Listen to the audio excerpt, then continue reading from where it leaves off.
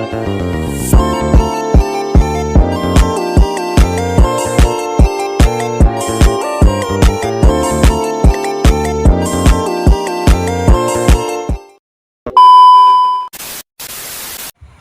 pria wanita, perkenalkan kami dari kelompok 3 yang beranggotakan saya sendiri Adi.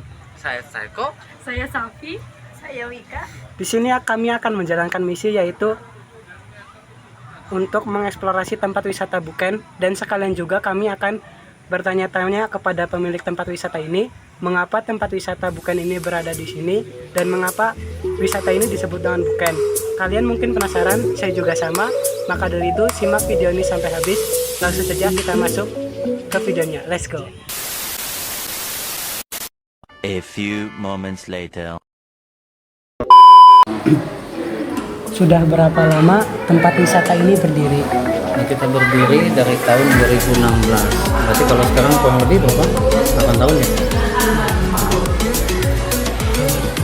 Bagaimana sejarah berdirinya tempat ini?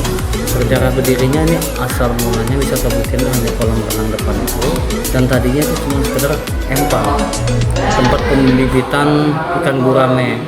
Berhubung dulu kena penyakit wabah jamur ikannya, jadi kita rugi. Akhirnya kita iseng bikin kolam renang khusus buat keluarga. Ternyata antusias warga sini kok banyak yang pengen numpang mandi, numpang berenang. Akhirnya kita inisiatif beli tanah sedikit kita bangun wisata Buken. Kira-kira sudah berapa kali tempat wisata ini direnovasi? Kita tiap tahun ya, kecuali kemarin pas COVID kan 2 tahun kita tutup, jadi pembangunan dihentikan 2 tahun. Mengapa wisata ini dinamai dengan nama Buken? Buken itu singkatan Bukit Kendali Sadar, karena kan di atas itu ada Bukit Kendali Sadar, makanya wisata Buken. Mengapa memilih mendirikan tempat wisata di daerah ini? Kita kan menjual caranya ke alam ya. Di sini kan yang nggak bisa ditiru tempat lain kan view Bukit Kendali Sadar sama mata airnya. Di sini mata air langsung dari kaki Bukit Kendali Sadar. Biarpun musim kemarau kayak kemarin panjang, air tetap normal. Nah, makanya kita dari tempat-tempat lain pembeda kita di sini. Kalau tempat lain kan kebanyakan mata air dari air tanah. Air tanah itu kalau dijadikan kolam renang itu nggak bisa. Kenapa nggak bisa? Kan namanya kolam renang, kita nggak menjamin pengunjungnya itu sehat semua, begitu penyakit kulit, penyakit apa. Jadi kita butuh namanya kaporit. Kaporit tadi mengandung klorin. Klorin tadi umpama kalau ketemu sama air tanah keluar zat besi. Zat besi tadi kan otomatis minyak semua nanti di kolam renang. Sedangkan di Buken ini kan mata airnya langsung dari kaki bukit, dari tanaman-tanaman, jadi dari sungai, jadi air alam bukan dari air tanah.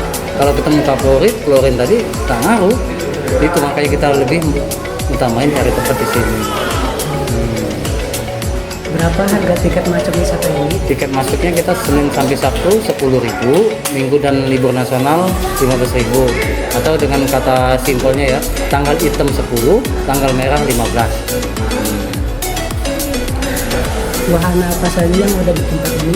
Di sini kita ada kolam renang. Kolam renangnya ada berbagai macam kedalaman, mulai dari 40 cm, 60 cm, 1,1 meter dan 1,5 meter.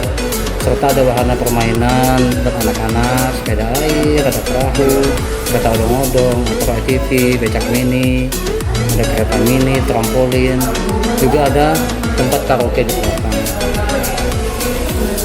Apa yang menjadi daya tarik wisata ini? Daya tarik wisata ini tadi kita kan menjual view sama kolam renang. Yang susah ditiru kan view-nya. Kalau tempat-tempatnya buatan manusia bisa ditiru, umpama tempat selfie segala macam, tapi kan view-nya kan nggak bisa. Biasanya pada hari apa tempat wisata ini mengalami pembludakan pengunjung? Kita kalau buat mingguannya tiap minggu, dalam artian kita tanggal merah lah. Cuman yang pasti membludaknya itu di hari libur Lebaran sama tahun baru. Kayak kemarin tahun baru kemarin 1 Januari 2024 tuh tembus sampai 2.800 pengunjung satu hari. Kalau Lebaran biasanya sampai 2.000-3.000 satu hari. Kira-kira wisata Buken ini bisa dikatakan sebagai potensi lokal sektor pariwisata daerah Sumbawa. bisa termasuk salah satu. Bahkan kita di Banyumas kita termasuk, ya bukan kita menyombongkan diri ya, saya kan ikut di paguyuban pariwisata. Alhamdulillah di Banyumas ini bukan masuk 10 besar tingkat keramaian. Karena kan aku tiap hari kan melapor, kemarin musim liburan lebaran, tahun baru melapor jumlah pengunjung.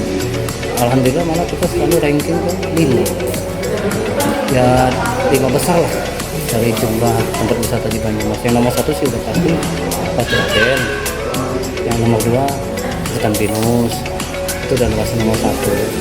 Kalau kita alhamdulillah masuk ke 5 besar. Menurut Bapak, kira-kira pengunjung yang datang ke tempat wisata ini lebih banyak dari daerah mana saja? Kita sih lokal kayaknya masih lokalan Purwokerto. Paling jauhnya itu Purbalingga yang beda kabupaten ya, daerah Kebumen juga ada.